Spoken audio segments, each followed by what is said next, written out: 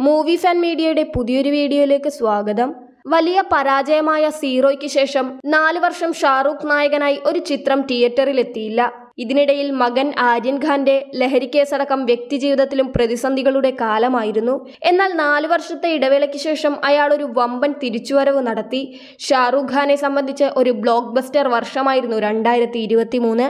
1000 കോടി എന്ന 2 സൗഭാഗ്യങ്ങൾ ഷാറൂഖിനെ എത്തിച്ചത് ഇന്ത്യൻ സിനിമാ ചരിത്രത്തിന്റെ നെറുകയിലാണ്. പഠാനും ജവാനും ശേഷം ഡങ്കിയും വിജയകരമായി തുടരുകയാണ്. ഇന്ത്യൻ സിനിമാ വ്യവസായത്തിൽ ഒരു വർഷം കൊണ്ട് 2500 കോടി വരുമാനം ലഭിക്കുന്ന ആദ്യത്തെ നടനായിരിക്കും ഷാറൂഖ് ഖാൻ. ട്രേഡ് അനലിസ്റ്റ് രമേശ് ബാലയാണ് അദ്ദേഹത്തിന്റെ ഇക്കാര്യം എക്സിലൂടെ അറിയിച്ചത്. പഠാനും ജവാനും ഡങ്കിയും നൽകിയ വിജയമാണ് താരത്തിന് ചരിത്ര നേട്ടമുണ്ടാകാൻ കാരണമായത്. 2022 ഡിസംബർ 12-നാണ് പഠാനിലെ ആദ്യ ഗാനം റിലീസ് ചെയ്യുന്നത്. ഏവരും പ്രതീക്ഷയോടെ കാത്തിരുന്ന ചിത്രത്തിലെ ഗാനം പ്രേക്ഷകർ ഒന്നടങ്കം ഏറ്റെടുത്തു.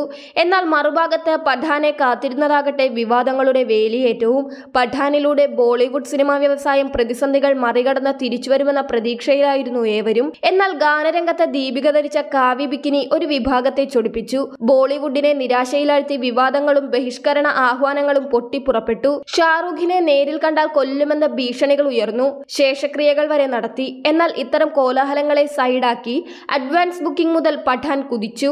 ജനുവരി 25-ന് 100-ലധികം രാജ്യങ്ങളിൽ 8000-ലധികം സ്ക്രീനുകളിൽ ഷാറൂഖ് ചിത്രം പ്രദർശനത്തിനെത്തി.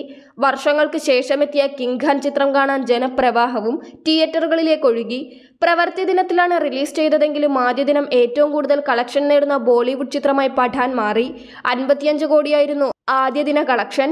53 കോടിയിലേറെ നേടിയ KGF 2-വിന്റെ ഹിന്ദി റെക്കോർഡാണ് SRK തകർത്തത്. അങ്ങനെ 2023-ൽ ഏറ്റവും കൂടുതൽ കളക്ഷൻ നേടുന്ന ചിത്രമായി പഠാൻ മാറി. ഈ റെക്കോർഡ് തകർക്കുന്നത് ഷാറൂഖിന്റെ തന്നെ ജവാനാണ്. ലോകമെമ്പാടു നിന്നും 1140 കോടിയാണ് ചിത്രം നേടിയത്. ഇപ്പോൾ ഡങ്കിയാണ് താരം. ചിത്രം മികച്ച പ്രതികരണം നേടി തിയേറ്ററുകളിൽ തുടരുന്നുണ്ട്.